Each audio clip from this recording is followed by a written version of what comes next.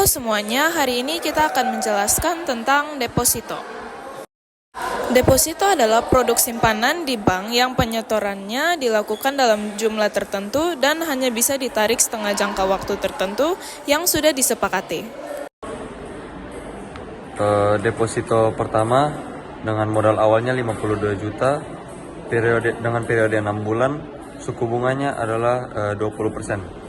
Dengan bunganya 62 juta 400, modal akhirnya 114 juta 400. Deposito kedua, modal awalnya 52 juta dengan periode 3 bulan. Suku bunganya 3,25%. Jadi total bunganya adalah 5 juta 70 ribu. Modal airnya adalah 57 juta 70 ribu. Deposito ketiga, modal awalnya 52 juta. Dengan periode 6 bulan, suku bunganya 6,75%. Dengan bunga 21 juta 60 ribu. Lalu modal akhirnya 73 juta 60 ribu. Lalu deposito keempat, modal awalnya 52 juta dengan periode 3 bulan, suku bunganya 6,7%. Bunga akhirnya adalah 10 juta 452 ribu. Dengan modal akhirnya 62 juta 452 ribu. Jadi saya akan menjelaskan deposito mana yang paling direkomendasikan berdasarkan kondisi inflasi yang terjadi di Indonesia. Jadi inflasi yang terjadi di Indonesia sekitar 3-5% per tahunnya, sehingga dengan menggunakan deposito pertama dapat dengan suku bunga 20% dapat menutupi inflasi tersebut per tahun dengan periode 6 bulan. Jadi yang paling direkomendasikan yaitu deposito 1 karena tetap mempertahankan daya beli. Lalu kondisi yang kedua yaitu kondisi sosial dan ekonomi, di mana masyarakat juga pada waktunya akan membutuhkan dana yang mendesak. Dengan menggunakan deposito yang pertama, masyarakat dapat menutupi dana tersebut dengan mencairkan deposito agar bisa memenuhi kebutuhan-kebutuhan mendesak yang ada. Dan deposito tersebut memiliki bunga yang cukup besar sehingga dapat memberikan dana bantuan kepada masyarakat ya dengan kebutuhan yang mendesak. Saya akan menjelaskan pengaruh suku bunga dan periode pembayaran atau tenor. Kalau suku bunga naik, cicilan bulanan dan total pembayaran juga akan naik. Sebaliknya, kalau bunga turun, cicilan terasa lebih ringan. Dari sisi tenor, kalau tenornya panjang, cicilan bulanan lebih kecil tapi total bunga yang dibayar lebih besar.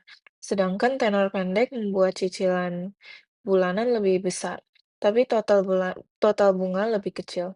Kalau kita lihat dari sudut pandang kalau kita lihat dari sudut pandang, pelaku usaha biasanya lebih sensitif pada bunga dan cenderung memilih tenor pendek supaya bunga totalnya kecil.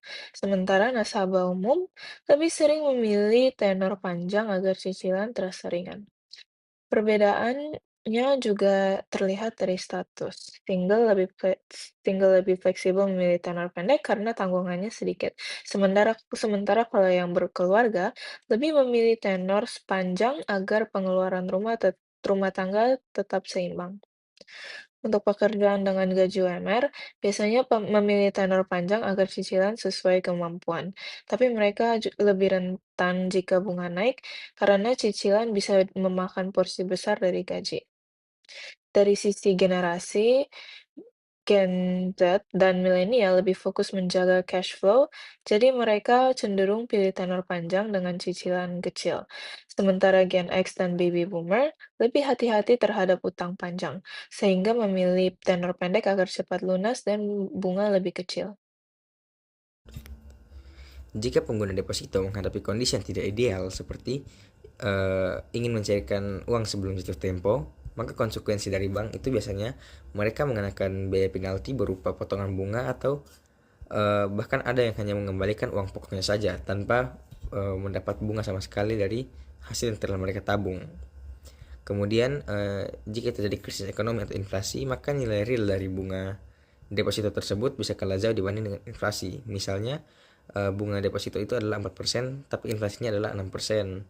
Sehingga dapat mengakibatkan daya beli dari masyarakat turun karena bunga yang didapat itu termakan oleh inflasi. Kemudian jika terjadi risiko gagal bayar kepada bank, maka konsekuensinya adalah dana yang telah kita depositokan itu memiliki risiko untuk hilang.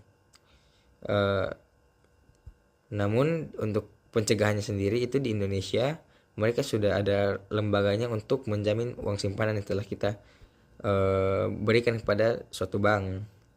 Dan nama lembaga tersebut adalah LPS atau Lembaga Penjamin Simpanan.